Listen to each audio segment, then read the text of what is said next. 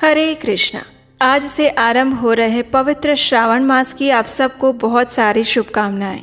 भगवान शिव आपकी हर मनोकामना को पूर्ण करें, आपको उनकी भक्ति प्रदान करें और धर्म युक्त बुद्धि का उपयोग करके आप अपने इस मनुष्य जन्म को सार्थक करें, ऐसी प्रार्थना हम करते हैं। इस पवित्र श्रावण मास में प्रातःकाल के दिव्य वातावरण में आइए आज से हम श्रावण मास का महात्म्य सुनाती हुई सुंदर पौराणिक कथाओं का श्रवण आरंभ करते हैं। आप सबका स्वागत है आज की हमारी श्रावण मास कथा श्रृंखला में। आइए आज प्रथम अध्याय का श्रवण करते हैं। शौनक उवाच सूत सूत महाभाग व्यास शिष्य हि अकल्मष त्वदीय वदनां भोजान आख्यानानि शृण्वताम् तृप्ति न जायते भूयः श्रवणेच्छा प्रवर्धते कार्तिकस्य च माहात्म्यं तुला संस्थे दिवाकरे। शौनक ऋषि ने कहा, हे सूत, हे महाभाग, हे व्यास देव के शिष्य, हे अकल्मष, आपके मुखारविंद से हमने अनेकों व्याख्यान सुने और उन सब को सुनते हुए भी हमारे मन तृप्त नहीं हुए हैं, लेकिन और भी अधिक सुनने की इच्छा बढ़ती ही जा रही है। तुला राशि में स्थित सूर्य में कार्तिक मास का महात्म्य, मकर राशि में आने वाले सूर्य में माघ मास का महात्म्य और मेष राशि में आने वाले सूर्य के अंदर वैशाख मास का महात्म्य और इन सब के साथ साथ उन सभी मासों के जो धर्म हैं उन सब को आपने हमें अच्छी तरह से सुनाया है। अगर आपके मत में इन सब से भी अधिक और महिमामय और कोई मास है तो कृपा करके आप उस विषय में हमें बताइए। ऐसा कोई भगवत प्रिय धर्म हो तो उस विषय में हमें कहिए, जिसका श्रवण करके हमें और कुछ भी सुनने की इच्छा ना रह जाए। एक वक्ता को श्रद्धालु श्रोता के सामने कुछ भी छुपाना नहीं चाहिए। शौनक ऋषि के ये वचन सुनकर श्रील सूत गोस्वामी ने कहा, हे मुनिगण, आप सभी लोग धन्य हैं। मैं आप सबको वाक्य गौरव से अत्यंत संतुष्ट हूँ। आप सबके सामने कुछ भी गोपनीय मेरे लिए नहीं है। दंभ रहित होना, आस्तिकता, शठता का त्याग, उत्तम भक्ति, श्रवण की इच्छा, विनम्रता, ब्राह्मणों के प्रति भक्ति परायणता, सुशीलता, मन की स्थिरता, पवित्रता, तपस्या, अनसूया, ये सारे श्रोता के 12 गुण बताए गए हैं और ये सभी गुण आप लोगों में विद्यमान हैं और इसीलिए मैं आप लोगों पर अत्यंत प्रसन्न हूँ और इस तत्व का वर्णन अवश्य करूँगा। ध्यान पूर्वक सुनिए। एक समय अत्यंत तेजस्वी ऐसे सनत कुमार ने धर्म को जानने की इच्छा से परम भक्ति से युक्त होकर विनम्रता पूर्वक भगवान शिव से पूछा था। सनत कुमार ने कहा था, हे योगियों के द्वारा आराधनीय चरण कमल वाले, हे देवदेव, हे महाभाग, हमने आपसे अनेकों व्रत और बहुत प्रकार के धर्मों का श्रवण तो कर लिया है, लेकिन फिर भी हम सबके मन में श्रवण की इच्छा अभी बाकी है। 12 मासों में जो मास सबसे श्रेष्ठ और आपकी अत्यंत प्रीति कराने वाला हो, सभी कर्मों की सिद्धि देने वाला हो और दूसरे किसी भी मास में किया गया कर्म अगर इस मास में किया जाए तो वो अनंत फल देने वाला हो। हे देव, उस मास के विषय में हम जानना चाहते हैं, कृपया हमें बताइए और साथ ही साथ इस जन कल्याण की कामना से उस मास के सभी धर्मों के विषय में भी हमें अवश्य बताइएगा।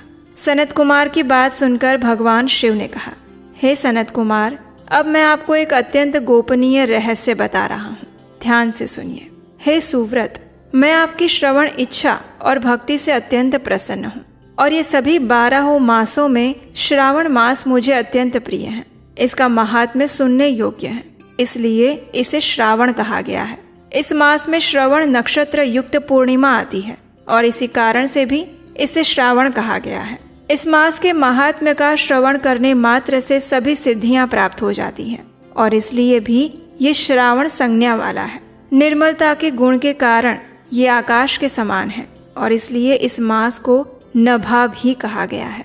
इस श्रावण मास के धर्मों की गणना करने में इस पृथ्वीलोक में कोई समर्थ नहीं है, जिसके फल का संपूर्ण रूप से वर्णन करने के लिए ब्रह्मा जी 4 मुख वाले बने, जिसके फल की महिमा को देखने के लिए इंद्र 1000 नेत्रों से युक्त हुए और जिसके फल को कहने के लिए शेषनाग 2000 जीवाओं से संपन्न हुए।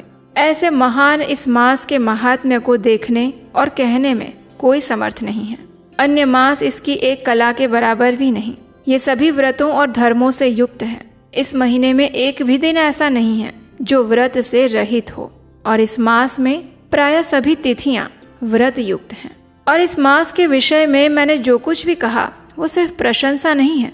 आर्त, जिज्ञासु भक्तों, अर्थ की कामना करने वाले, मोक्ष की इच्छा रखने वाले और अपने अपने अभिष्ट की आकांक्षा रखने वाले चारों प्रकार के लोग, इन सभी को इस श्रावण में व्रत का अनुष्ठान करना चाहिए और इस कथा का श्रवण करना चाहिए।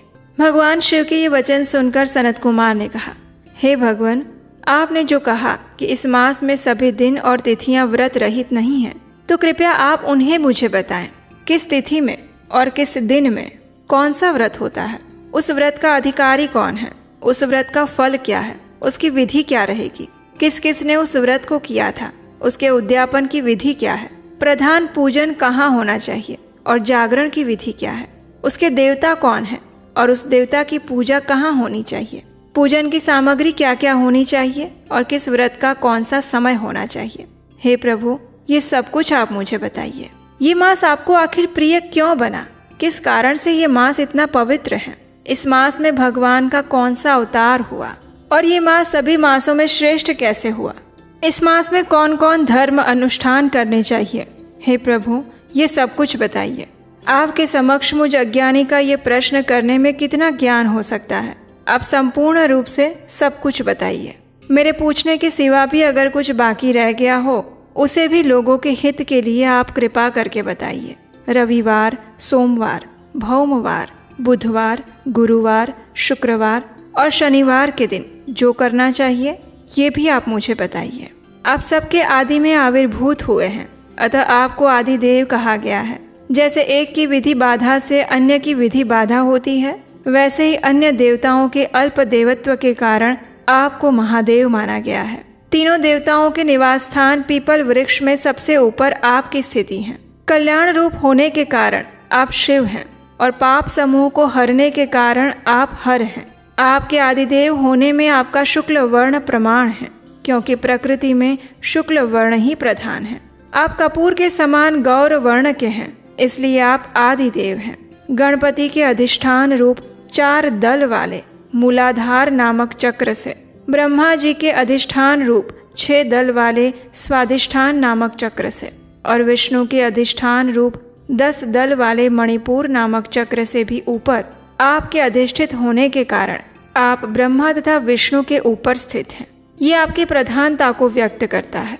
हे देव, एकमात्र आपकी पूजा से पंचायतन पूजा हो जाती है, जो कि दूसरे देवता की पूजा से किसी भी तरह संभव नहीं। आप स्वयं शिव हैं। आपकी बाईं जांघ पर शक्ति स्वरूपा दुर्गा, दाहिनी जांघ पर गणपति, आपके नेत्र में सूर्य और हृदय में भक्तराज भगवान श्री हरि विराजमान हैं।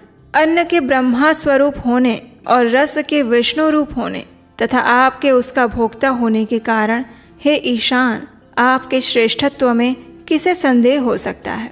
सबको विरक्ति की शिक्षा देने के लिए आप स्मशान में और पर्वत पर निवास करते हैं। पुरुष सुक्त प्रार्थना में उतामृत तत्व शेषानो इस मंत्र के द्वारा प्रतिपादन के योग्य हैं, ऐसा महर्षियों ने कहा है। जगत का संहार करने वाले हलाहल को गले में किसने धारण किया? महाप्रलय की कालाग्नि को अपने मस्तक पर धारण करने में कौन समर्थ था? संसार रूप अंधकूप में पतन के हेतु कामदेव को किसने भस्म किया? आप ऐसे हैं कि आपकी महिमा का वर्णन करने में कौन समर्थ है? एक तुच्छ प्राणी, मैं करोड़ों जन्मों में भी आपके प्रभाव का वर्णन नहीं कर सकता। अतः आप मेरे ऊपर कृपा कीजिए और मेरे प्रश्नों के उत्तर दीजिए।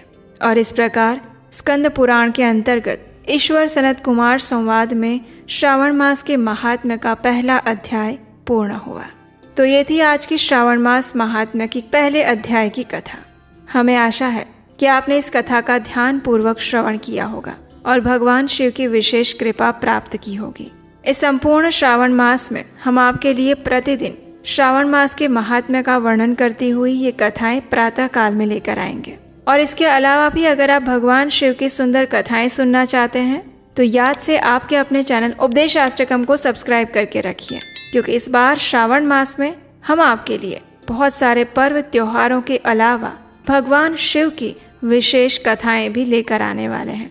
इसके लिए आप हमारे व्हाट्सएप कम्युनिटी ग्रुप के साथ भी जुड़ सकते हैं। उसका लिंक नीचे डिस्क्रिप्शन बॉक्स में दिया गया है। अगर आज की कथा अच्छी लगी है तो इसे लाइक कीजिए और सबको शेयर कर दीजिए, ताकि इस पवित्र श्रावण मास में कोई और कुछ कर सके या ना कर सके, कम से कम इन कथाओं का श्रवण करके उतना तो पुण्य फल अर्जित कर ही सकते हैं। तो हम आपसे मिलेंगे इसी कथा श्रृंखला के अगले अध्याय के साथ कल प्रातःकाल। हरे कृष्णा।